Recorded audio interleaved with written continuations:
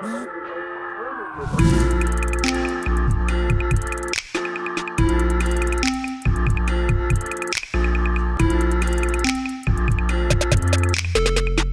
E3 coverage is brought to you by Ting.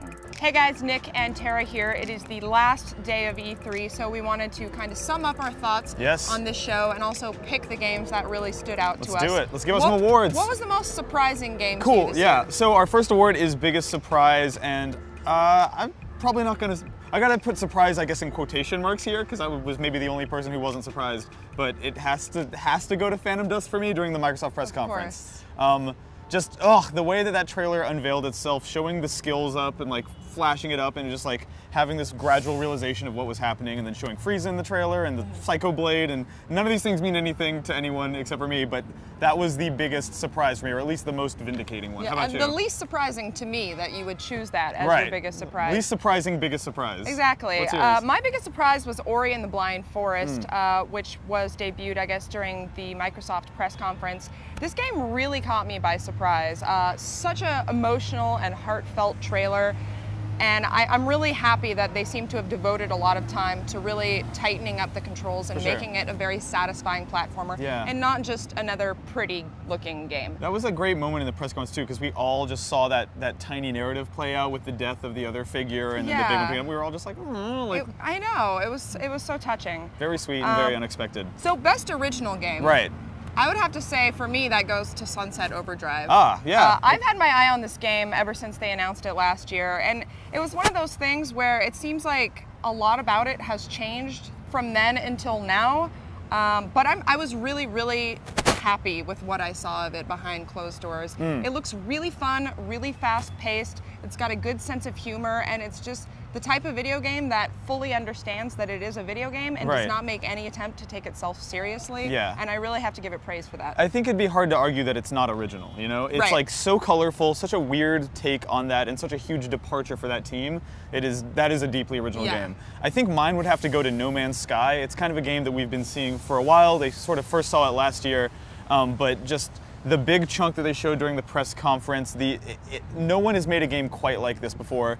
Once again, big departure for that team who had previously worked on the Joe Danger games, going from that to this extremely, like, I hate to use the word epic, but epic in scope game where everyone starts on... perfect, actually. Starting on your own planet, going up and like flying up and landing on everything. It is nothing if not ambitious. The color scheme is gorgeous. The amount of beautiful gradients and skylines, like, that to me is originality. That is what I want out of next gen, is experiences like that in no way resemble anything that we've ever seen before. And games like that don't look like they come from a small team of indie developers, it's just incredible. There's something to be said about the fact that this incredibly small British team is making what I would like to see big teams make. Yes, you know? That's a huge feat. And then lastly, our best game of E3 2014. It's so weird that we're already like done with E3. How did that weird. happen? Far Cry 4, I think, has to be the answer here. I think so. I think there's not an option for a few reasons. I mean, it's definitely not the most original game or the biggest surprise. We knew it was coming, and it plays a lot like Far Cry 3, but of all the games here, if I could just take one home with me and play it for the next week or so, it would be Far Cry 4. That's probably in my top 3 most anticipated games for 2014. It's really hard to top a game like Far Cry 3, I think, and they've managed to do it in a way that feels familiar but also refreshing and unique.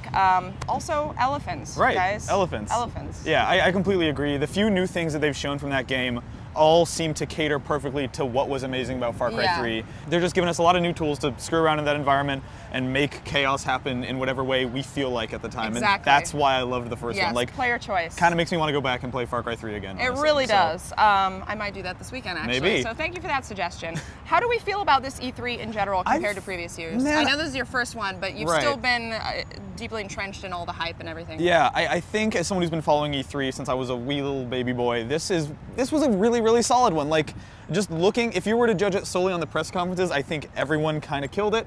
There was a grip of new original games. People focused on games this time. It was a pretty big 180 from what we saw last year. Just new ideas everywhere.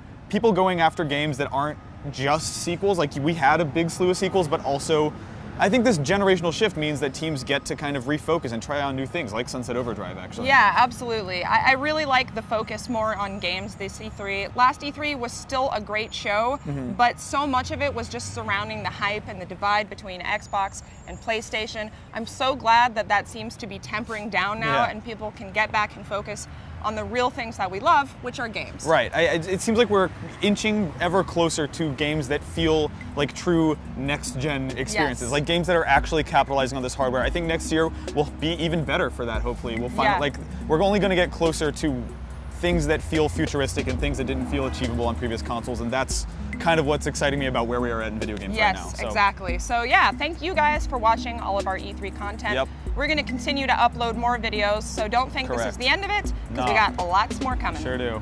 E3. E3! See you next year.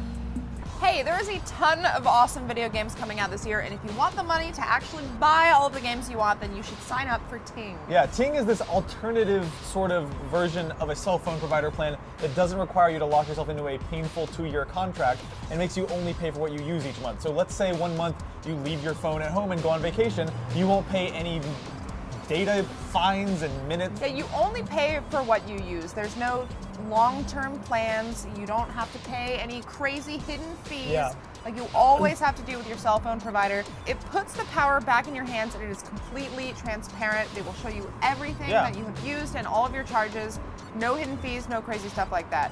And they have awesome customer service. If you call up Ting, you will actually speak to a real live human being, which is unheard of. In this day and age? No robots. You kidding me? Exactly. I'm over robots. So if you want to sign up for Ting, or if you want to check out their savings calculator, which can show you how much money you would save over 2 years if you switch to Ting, just hit up rev3games.ting.com. And if you sign up with that link, you will also get $25 off your first monthly bill. Again, that is rev3games.ting.com. And remember, every sign up helps support Rev3 Games. Oh my god! 1, 2, 3.